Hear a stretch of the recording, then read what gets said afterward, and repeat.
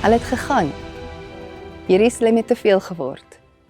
Te gespanne, te verwarrend, te pynlik. Alles waarvoor hulle gehoop het, het daar ineengestort. So hulle het weggestap.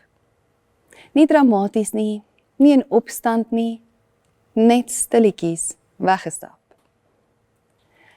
Op hierdie manier het hulle probeer sin maak van alles. Probeer om weer asem te kan haal, probeer om 'n bietjie afstand te kry tussen hulle self en hulle teleurstelling. En as ons eerlik is, ken ons daardie instink. Want vlug lyk nie altyd soos om alles agter te laat nie. Soms lyk dit bloot soos die gesprek vir my wat jy weet jy moet hê. Of jou terughou van mense omdat dit makliker is om onbetrokke te bly. Of om te verdoof wat jy voel in plaas van om dit in die oë te kyk. Of om besig te bly sodat jy nie hoef te onthou wat aangaan of daaraan aandag te skenk nie. En soms gaan dit verder as dit. Jy begin die gedagte koester om iets te los. Jou werk, jou verantwoordelikhede, selfs die plek waar jou lewe gewortel is. Net om weer 'n gevoel van verligting te kry. En eers langs die pad begin ons op 'n afstand staan van die plekke waar God ons miskien uitnooi om teenwoordig te bly. Dit is wat hierdie reisigers doen. Hulle verlaat nie net 'n plek nie, hulle stap weg van die gewig van wat gebeur het, van die verwarring, van die teleurstelling, van die ons het gehoop. Maar dan gebeur iets. Hulle ontmoet Jesus. Hulle harte word wakker, hulle oë gaan oop en skielik keer hulle terug. Hulle gaan terug na Jerusalem toe, terug na dieselfde plek wat hulle pas verlaat het. Lukas 24 vers 33 tot 35.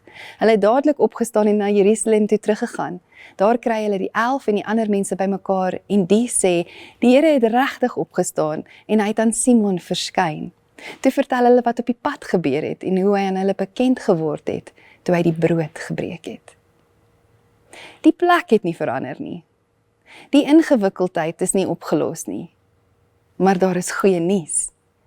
Jesus lewe en die opgestane Jesus verander die manier waarop ons in hierdie selfde plekke bestaan. En hulle het hom gesien. Dit verander alles. Hulle keer nie terug omdat dit nou maklik is nie. Hulle keer nie terug omdat alles nou sin maak nie. Hulle keer terug, selfs in hierdie warwoel en chaos, omdat hoop herstel is. En hoop het 'n rigting. Dit beweeg ons na buite. Ander moet dit nou ook weet. Die boodskap moet uitkom, die werk van Jesus moet voortgaan.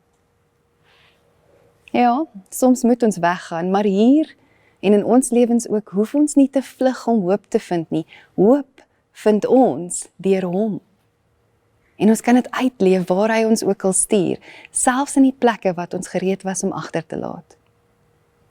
So miskien is die vraag vir ons nie net, waar vandaan wil ek vlug nie, maar waarheen nooi Jesus my om terug te keer, saam met hom. Want om Jesus te volg beteken nie ons is verwyder uit die wêreld nie. Hy stuur ons terug daarna. Maar ons is anders, en ons is nie alleen nie. Ons is nie verslaan nie. Ons kom met 'n stil, sekere hoop, wat net van hom afkom. Kom ons bid saam. Here, dankie vir hoop, dankie vir daardie lig, en dankie dat geen donkerte dit kan uitdoof nie.